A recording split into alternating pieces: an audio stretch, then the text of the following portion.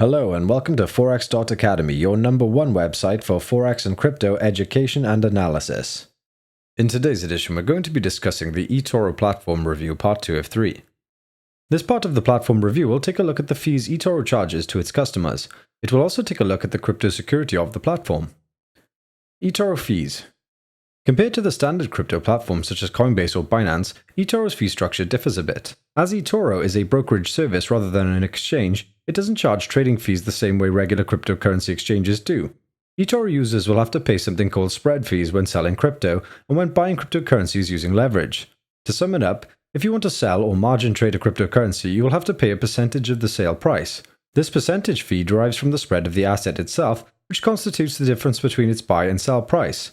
As an example, selling one Bitcoin at a market price of $10,000, you'll have to pay 0.75% of the Bitcoin's value, 0.7% being the current BT spread value. Assuming that one BTC equals $10,000, you'll have to pay $75. Also, traders that are taking out leveraged positions on a cryptocurrency will have to pay overnight fees, which are also referred to as rollover fees, as the new trader is borrowing money from the company to hold a trading position. eToro is effectively charging them interest. eToro spread overnight fees. The table shown here shows the spread and overnight fees of the platform. As shown, the overnight fees for Bitcoin are pretty steep. As a comparison, traditional crypto platforms are much cheaper. Kraken charges 0.01% every 4 hours of holding a leveraged BTC Euro or BTC USD position.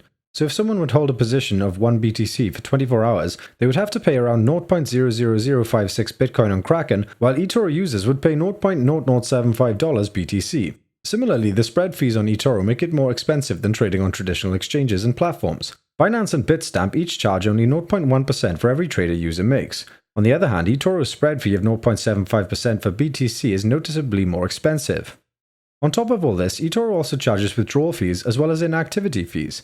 The withdrawal fees is a flat $25, with users being allowed to withdraw amounts of $50 or more. The inactivity fee is $10 per month and is charged to users whose account hasn't been used for 4 to 12 months, depending on whether they have deposited any funds. Unlike many centralized traditional exchanges, eToro has experienced no significant scandals in the past. However, security isn't eToro's major selling point. Up until 2017 and 2018, cryptocurrencies weren't directly traded using eToro. Instead, users held and traded a contract for differences, or CFD, which allowed eToro to hold no crypto whatsoever. There was no need for any additional security measures which competing crypto platforms have to have. Today, when it does offer direct cryptocurrency trading, the additional security layers are unknown to the public. The website doesn't specify the crypto security measures it uses to protect customers' assets. One thing to note is that the eToro wallet, just like any other major exchanges, keeps your private key. This means you have to trust the platform to protect your funds. That being said, eToro is one of the most secure platforms when it comes to general compliance with financial regulation. The platform is being regulated by CYSCC in Europe, FinCEN in the US, and the FCA in the UK. Make sure to check out the third part of our eToro platform review, where we will talk about the platform usability, social trading, as well as the withdrawal and deposit methods. If you enjoyed the video, then please like and subscribe, and leave a comment down below about anything you would like us to discuss in future, or if you have any questions about this particular video. Have a great day.